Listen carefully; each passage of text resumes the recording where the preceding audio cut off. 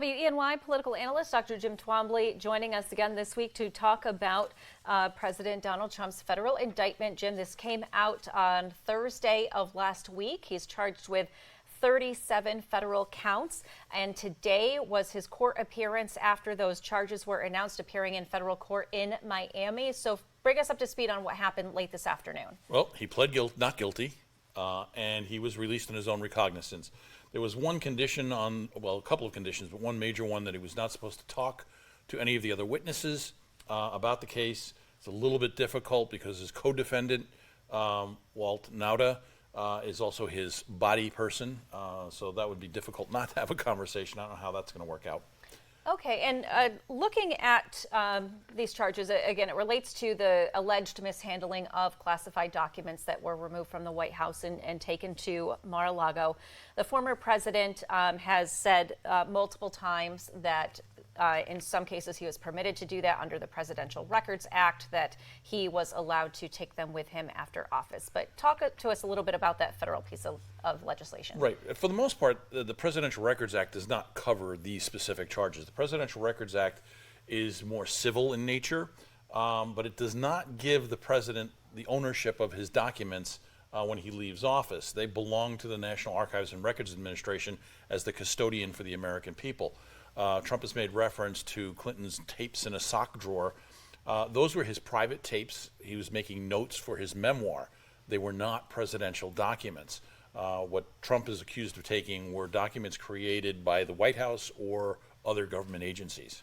Okay, and looking at the charges he is facing, they have to do with alleged violations of the Espionage Act. And when we think of the Espionage Act, we quite often think of maybe someone is a spy for a foreign agency, but that's not what we're talking about here. Right. This is not James Bond material here. The Espionage Act, violations of it do not necessarily mean you're a spy. Yes, it does cover that. But what it covers is the removal of documents, sensitive military, defense, national security documents, from their legitimate custodians to be held by someone else. Whether it's inadvertent or on purpose, that's what it covers. So the idea that you can dismiss this by saying Donald Trump's not a spy, no, that the Espionage Act does not necessarily cover that. Okay, and let's talk briefly about the judge overseeing this case right now. They are a federal judge, but also a judge that was appointed by former President Donald Trump during his administration. So who is this judge overseeing the case at this time? Well, it's Eileen Cannon. She was appointed in November of 2020, so the very end.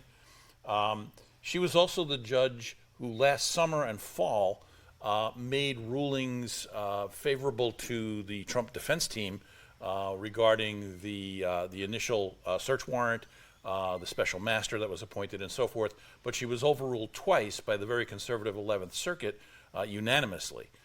So there's some concern that she might be unfairly biased in favor of the president, and people would like her to recuse herself. Recusal rules really only involve familial or financial relationships.